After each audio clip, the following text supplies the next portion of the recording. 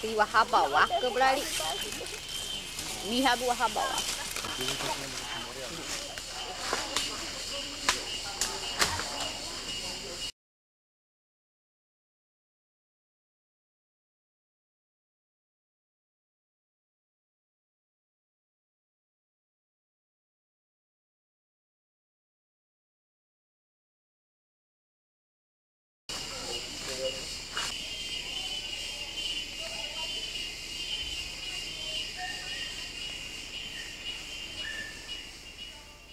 Índios perdem todos os territórios, pede para fazer demarcação das terras, pede para fazer ampliação das terras, pede para aprovar projetos agrícolas, pede para dar bem assistência da saúde, pede para dar escolas para todas as nossas criançadas e juventudes que está sempre desejando para fazer a preparação para o futuro.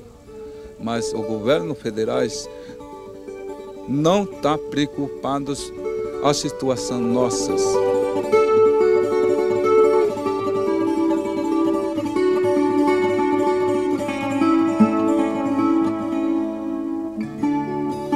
Será sempre assim? Podemos esperar um futuro melhor para esses povos? Vale a pena continuar a luta? Segundo o último recenseamento, há no Brasil 250 mil índios. Dados confiáveis revelam que no Brasil, em 1500, o número dos índios era de aproximadamente 6 milhões.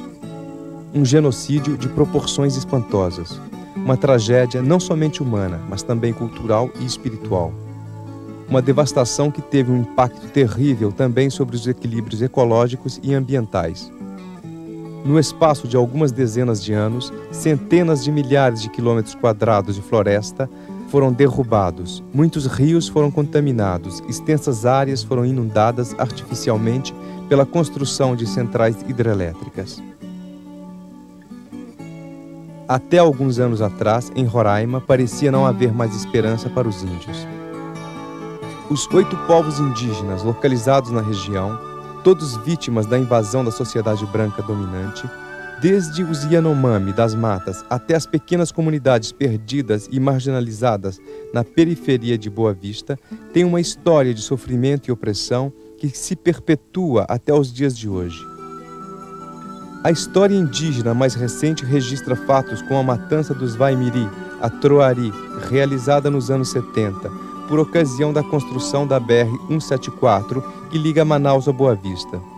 O maciço ataque dos garimpeiros às terras dos Yanomami, no final dos anos 80, que causou, em 2 anos, a morte de 1.500 índios. E, enfim, as acirradas perseguições que vitimaram os Macuxi, Wapixana, Taurepang e Ingaricó, todos eles expoliados de suas terras e forçados ao declínio e à destruição de suas etnias. Por volta dos anos 70, os índios começaram a se movimentar para libertarem-se do jugo da opressão, dando início a uma caminhada de recuperação. Este período é caracterizado por importantes etapas. O primeiro encontro-assembleia de algumas comunidades, realizado em julho de 1970. A fundação da primeira cooperativa indígena da Maloca da Raposa, organizada pelo grande Tuxaua Gabriel. O surgimento das primeiras escolas indígenas nas Malocas. Foi como se uma descarga elétrica tivesse sacudido as diversas comunidades. A partir destes acontecimentos, iniciou-se um processo dentro das comunidades, que apesar das dificuldades, produziu uma nova consciência, uma moderna organização e uma gestão mais autônoma da vida das mesmas, marcando o início da superação da dependência econômica do branco. Este período marca também a luta pelo resgate da própria identidade. Os índios, que até então sentiam vergonha de serem índios, por causa da constante discriminação, recomeçaram a se orgulhar de suas raízes. A palavra índio era usada tão somente para indicar as tribos consideradas bravas da floresta. Para os índios em contato com os brancos, usava-se a palavra caboclo, com a clara intenção de eliminar a sua verdadeira identidade. O índio era ridicularizado através do próprio nome.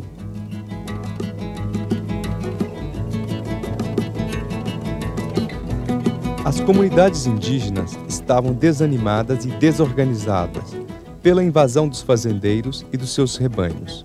Os garimpeiros difundiam bebidas alcoólicas, eliminando a capacidade de trabalho e organização.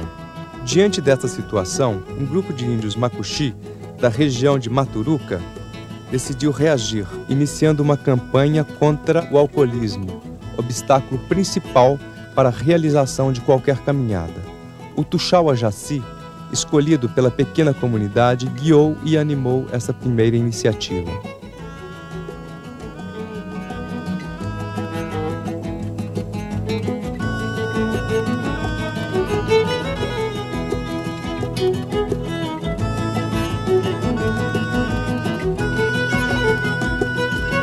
Esta decisão originou o primeiro Conselho de Comunidade e, em seguida, o Conselho Regional das Serras, ao qual se seguiram os conselhos das demais regiões até a criação da Coordenação Geral, com sede em Boa Vista.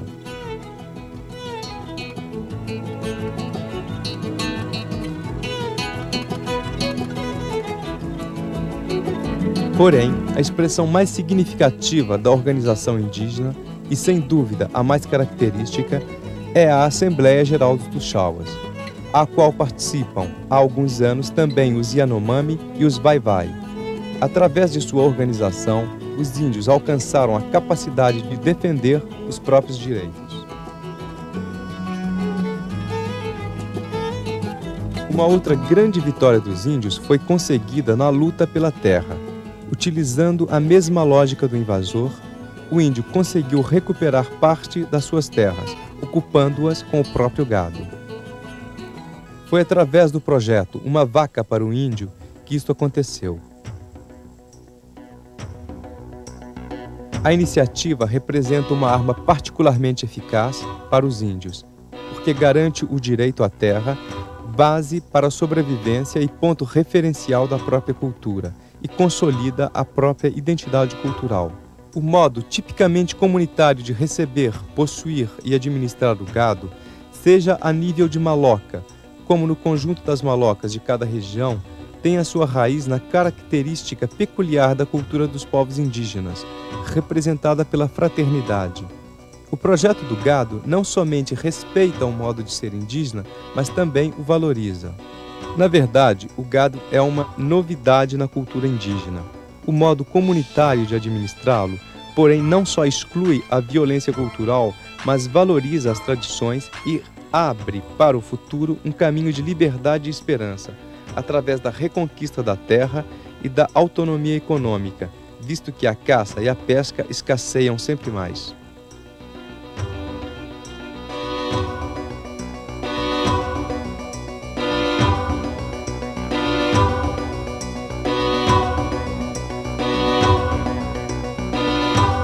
As escolas da rede oficial nas comunidades ofereciam uma formação alienante.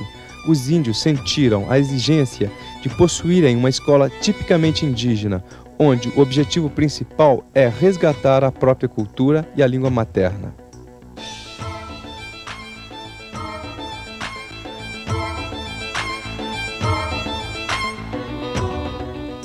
Aqui a nossa escola indígena, que foi fundada no ano de 87, então foi uma reivindicação dos Tuxauas, das lideranças indígenas daqui de Roraima.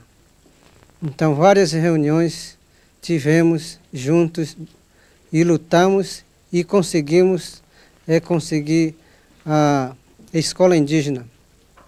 Está funcionando aqui na Maloca Maturuca, Cantagalo e depois também tem a escola também na Malacacheta. Conseguindo a escola indígena, professor índio ensinando seus parentes, Então é muito bom, porque antes os brancos, professor branco, vinham e não se dava muito bem com as comunidades indígenas. Então achamos que era bom que nós mesmos se organizar como professor, né, formar professores indígenas na nossa Maloca, como aqui em Maturuca. Então, saindo daqui, é que nós vamos também partir, né, mandar os alunos que se formaram aqui na nossa Maloca para outras Malocas também.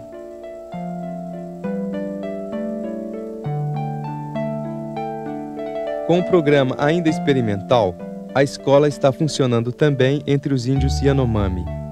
A Maloca Escola, construída pelos índios nas proximidades da missão Catrimani, tem como objetivos valorizar a cultura Yanomami, estimular a consciência para que continuem sendo sujeitos à própria história e prepará-los para o impacto com a sociedade dos brancos. Possibilita ainda a alfabetização na própria língua e as primeiras noções de língua portuguesa. A participação é constante, atenta e alegre. Frequentam as aulas os jovens, mas também os adultos e os mesmos tuxauas.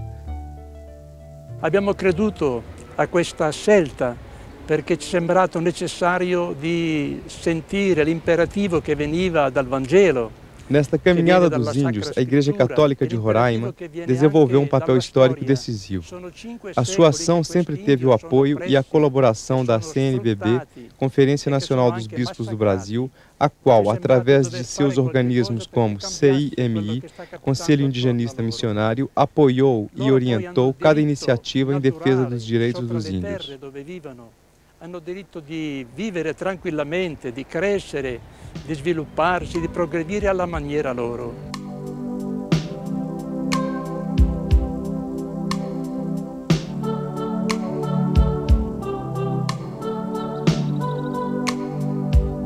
Os missionários e missionárias da Consolata da Diocese de Roraima, com sua atuante presença, ocupam um lugar decisivo na caminhada libertadora desses povos. Neste compromisso, experimentaram o apoio e a solidariedade de diversas entidades nacionais e internacionais que prestaram a sua colaboração.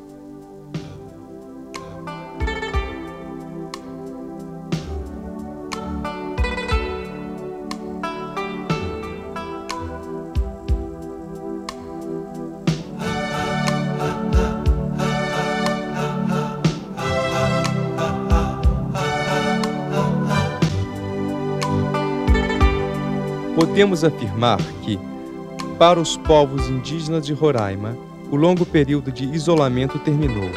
O crescimento individual e comunitário, amadurecido nestes anos de sofrimento e de luta, criou e reforçou os laços de colaboração entre as Malocas, entre os vários povos e o começo de um diálogo igualitário com o mundo da sociedade envolvente. As novas gerações representam para as comunidades indígenas de Roraima a verdadeira aposta para o amanhã.